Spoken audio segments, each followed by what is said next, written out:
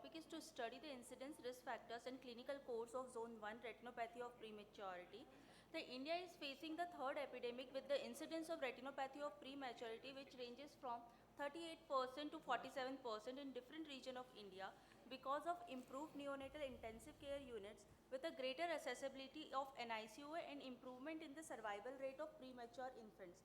Zone 1 retinopathy of prematurity is characterized by rapid progression of the disease from stage 1 to stage 3 within a matter of days and has a tendency to progress to retinal detachment with extremely poor visual outcome if not treated timely.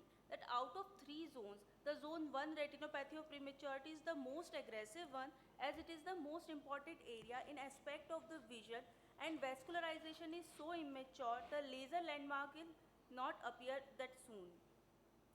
It is a prospective case series which is the study center is Department of Ophthalmology, Gandhi Medical College, Bhopal, and duration of my study was January 2021 to December 2022. It included all the preterm infants whose parents gave informed and written consent for the screening and they diagnosed with zone 1 retinopathy of prematurity and subdivided in type 1 and type 2 on initial presentation. And ROP was classified according to the international classification of IROP 3. My result were total 526 neonates were screened in which ROP is present in 131 children, in which zone 1 ROP is in 50 neonates, which is in type 1 there is 32 and in type 2 that is 18 with an incidence of zone 1 retinopathy of prematurity is 9.5%. In risk factor, in type 1 retinopathy of prematurity, the males were 20 and females were 12. And in type 2, both male and female has 9. That it is not significant. In gestational age, the extremely preterm infants will is less than 28 weeks. They are more in type 1 ROP.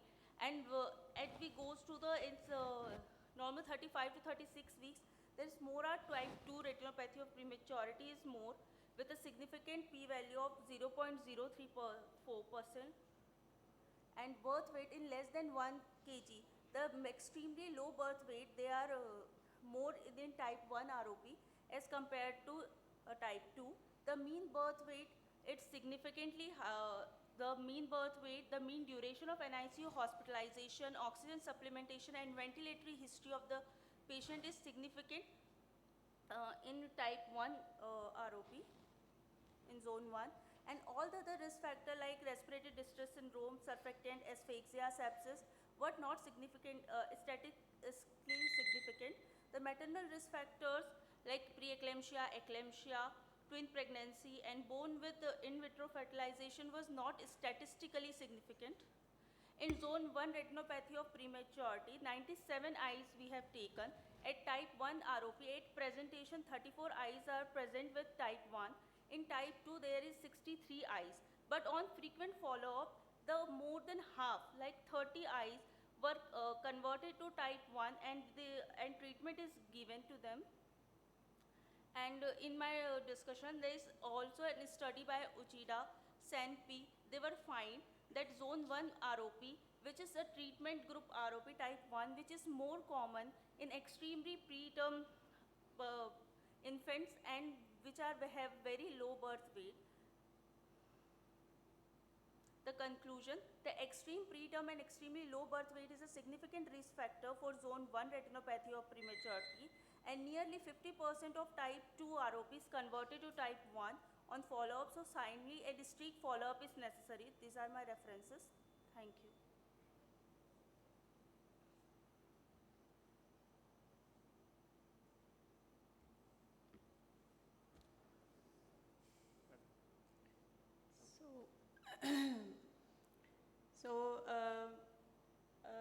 What are your, did you give therapy to these children also? Yes, ma'am. In type 1 ROP, we have given anti-VEGF and followed by laser therapy. And in some patient in which laser landmarks are visible, we go with laser therapy if anti-VEGF is not available at that. So, did you look into this factor also that which are the comorbid conditions which are causing, which are making the children more at risk? you talked about preterm babies, very early preterm, but you have not talked about other comorbid features, maybe septicemia, maybe some other thing. Ma'am, But that you have not mentioned, and you have not given any slide also. You just written 2 lines on it. yes, ma'am. Actually, I have taken the sample size is very low in zone 1 only. I have taken, and in that sample size, the septicemia and this was is not significantly statistically significant. But that should be mentioned. Should be. I mean, I In feel that it tabulated- should be mentioned in that, because many things are not statistically significant, but they are significant as such, isn't it? So The results can be presented, but they might not be emphasized during your presentation. That's what ma'am is implying.